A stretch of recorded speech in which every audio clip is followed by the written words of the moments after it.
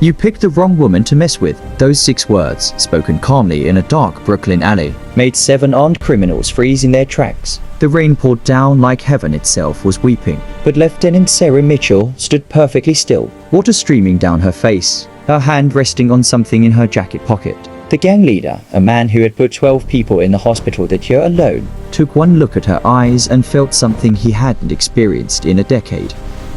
Fear. What happened in the next 8 minutes would become an urban legend. In the streets of New York, a story, whispered in back rooms and dark corners. The night a decorated war hero faced down the Italian Mafia with nothing but a badge and the kind of courage that's forged in the fires of combat. This is that story, and every word of it is about honor, sacrifice, and what it truly means to be a warrior. But to understand how Sarah Mitchell ended up surrounded in that alley, we need to go back 6 hours. The morning had started like any other day of her 30-day leave. Sarah woke up at 0500, did her PT routine in her small Brooklyn apartment, and tried to adjust to civilian life after 18 months, deployed in hostile territory.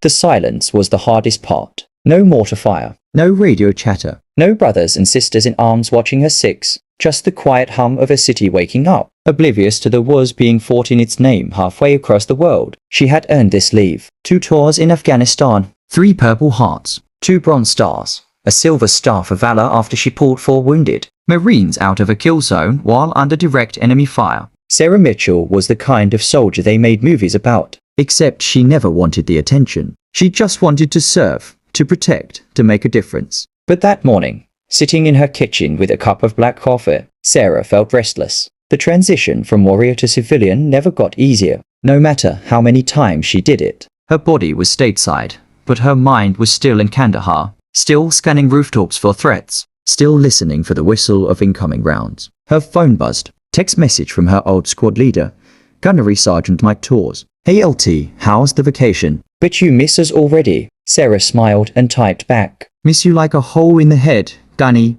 Enjoying the peace and quiet." That was a lie, and Torres probably knew it. Warriors like them didn't do well with peace and quiet. They needed purpose, mission, something to fight for. She decided to go for a walk, clear her head, maybe find a boxing gym where she could work out some of the restless energy that kept her up at night. Sarah changed into civilian clothes, jeans and a leather jacket, left her service weapon locked in the safe like regulations required, and headed out into the October afternoon. Brooklyn was beautiful in the fall. The leaves were turning gold and red, and there was a crispness in the air that reminded her of home, of Virginia before she enlisted, before she became Lieutenant Mitchell instead of just Sarah. She walked without destination, letting her feet carry her through neighborhoods she barely knew. That was her first mistake. By the time the sun started setting, Sarah realized she had wandered into a part of Brooklyn she didn't recognize. The buildings were older here, the streets narrower. She saw fewer families and more groups of men standing on corners,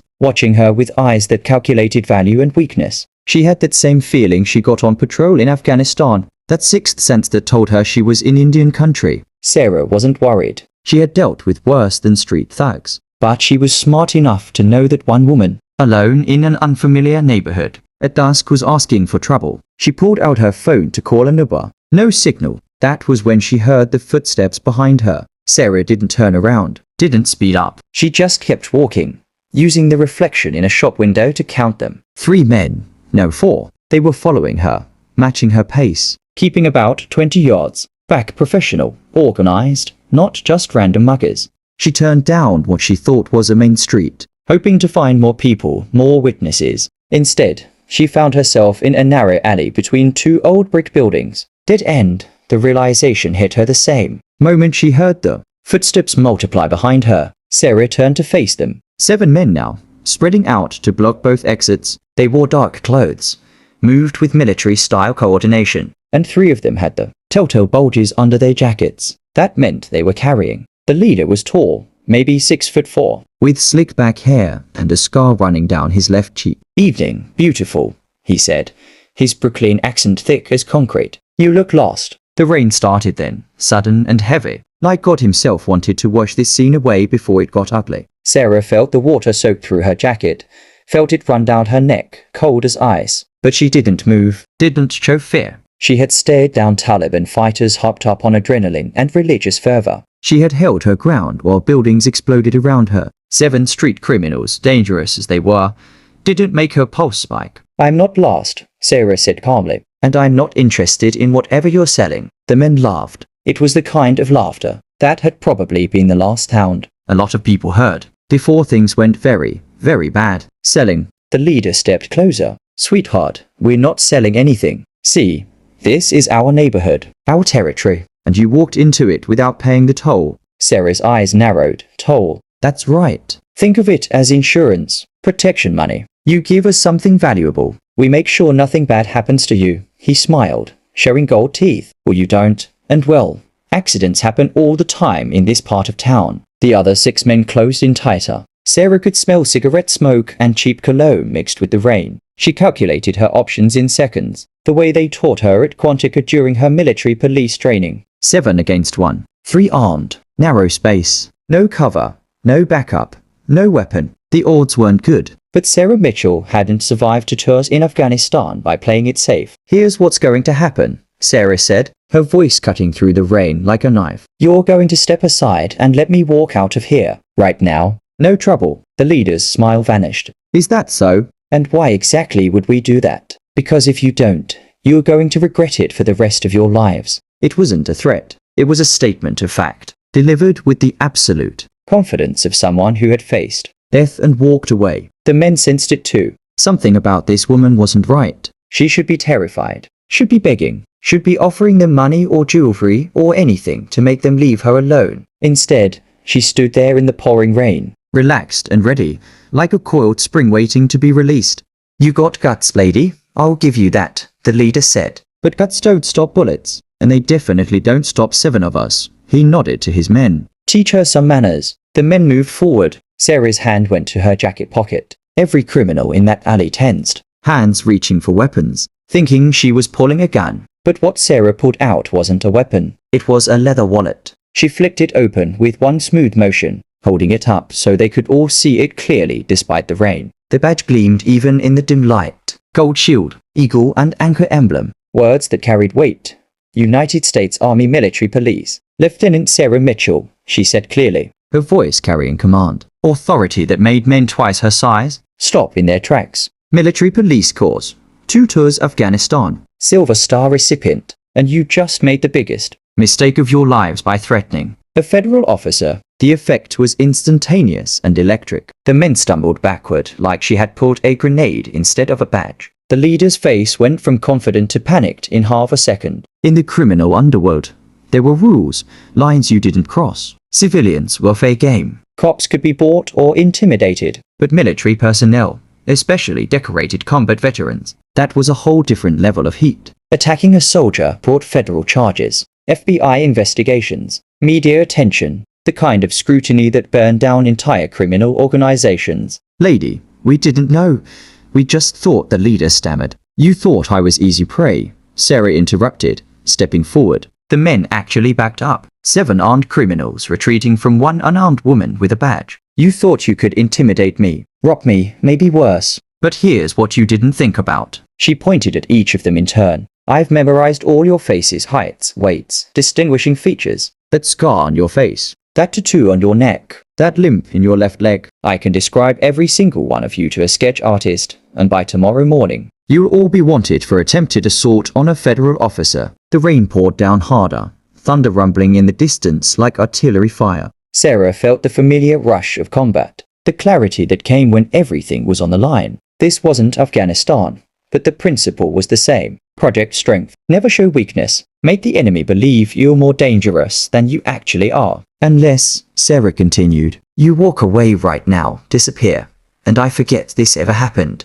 The leader looked at his men, then back at Sarah. She could see him calculating, trying to figure out if she was bluffing. Could she really remember all their faces? Would she really report this? Or was this just a desperate play by a scared woman with a badge? Sarah stared him down with eyes that had seen things these street criminals couldn't imagine. Eyes that had watched friends die. Eyes that had looked through a rifle scope at enemy combatants and made the hardest decisions a human being could make. This petty criminal, dangerous as he thought he was nothing compared to what she had faced. The leader broke first. He lowered his eyes and stepped back. "Let's go," he muttered to his crew. But before they could leave, a new sound cut through the rain. The purr of an expensive engine. Bright headlights suddenly illuminated the alley, and a black SUV pulled up to the entrance, blocking the exit. The driver's door opened, and a man stepped out. Even through the rain, even in the darkness, Sarah could feel the authority radiating from him. He was older, maybe early 60s, with silver hair slicked back perfectly despite the weather. He wore a charcoal suit that probably cost more than Sarah made in 6 months, and he moved with the casual confidence of a man who feared absolutely nothing. The 7 criminals froze like children caught with their hands in the cookie jar. "Gentlemen," the man said, his voice smooth as silk but hard as steel underneath. "Would someone care to explain what's happening in my neighborhood?" The leader practically trembled. "Mr. Castellano, sir. We didn't realize she was military," Castellano finished, his eyes locking onto Sarah's badge, which she still held up. "United States Army."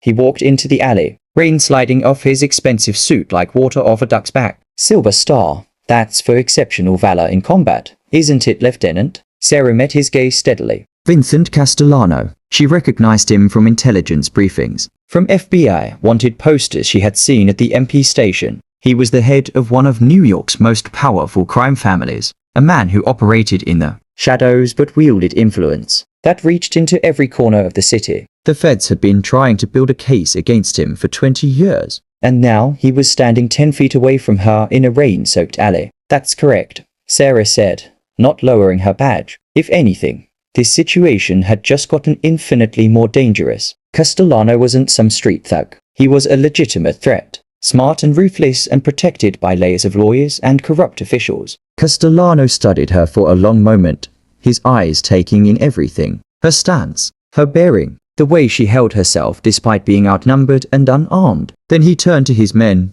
"Get out of my sight," he said quietly. "All of you." "But boss." Now, the single word carried such weight that the 7 men practically ran out of the alley, disappearing into the rainy night like ghosts. Within seconds, Sarah and Castellano were alone. 2 people from completely opposite worlds, standing in the rain.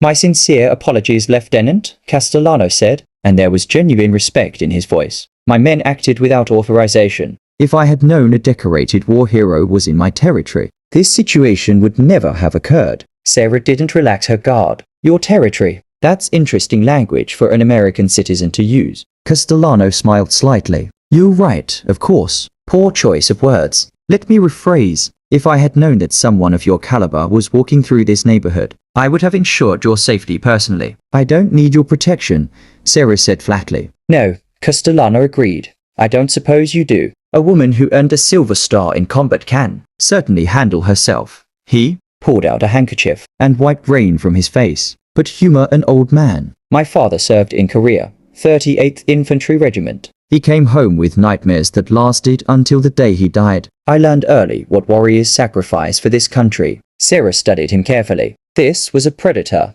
make no mistake, but he was also something else. A man with his own code, his own rules. The criminal underworld had hierarchies and honor systems just as complex as the military. "Why are you here?" Sarah asked. "Men like you don't personally handle street-level situations." Castellano's smile widened a fraction. "Perceptive. The truth, I was driving past when I saw my men entering this alley. Something felt wrong. When you survive as long as I have in my line of work, you learn to trust instinct." He paused. "And I was right. If they had harmed you, if they had done anything to a decorated military officer, the federal response would have destroyed everything I've built. The FBI would have used it as justification to burn my entire organization to the ground. So it was pragmatism, not honor." Sarah understood that. In a way, she respected it more than false sentiment. Castellano was protecting his interests, just like she would protect hers. "I appreciate you stopping your men," Sarah said carefully, "but don't expect any favors.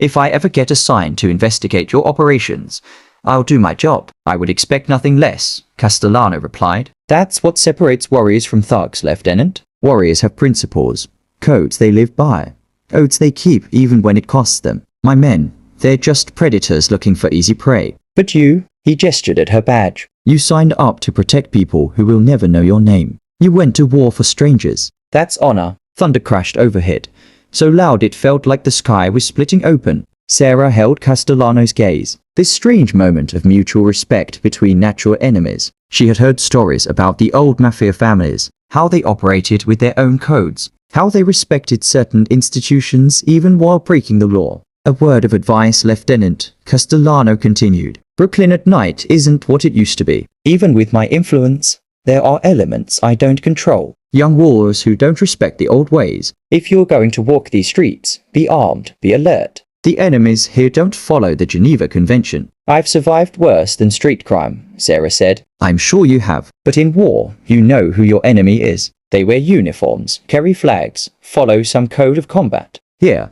they smile at you before they strike. They hide behind badges and suits and legitimate businesses. He pulled out a business card, embossed with nothing but a phone number. If you ever need anything, information, assistance, protection for someone you care about, call this number. Consider it a debt owed for tonight's inconvenience. Sarah looked at the card but didn't take it. I can't accept that. I understand, but I'm leaving it here anyway. Castellano set the card on a windowsill, protected from the rain by a small overhang. Sometimes, Lieutenant, the world isn't as black and white as we want it to be. Sometimes the enemy of our enemy becomes, if not a friend, at least someone who shares a common interest. He walked back toward his SUV, then paused. One more thing. 3 blocks north, there's a subway station. Take it, don't walk home tonight. And Lieutenant, thank you for your service. Whatever you think of me, I mean that sincerely. Castellano drove away, leaving Sarah alone in the alley with the rain and the echoes of what had just happened. She stood there for a full minute, processing it all. She had gone from potential victim to protected individual,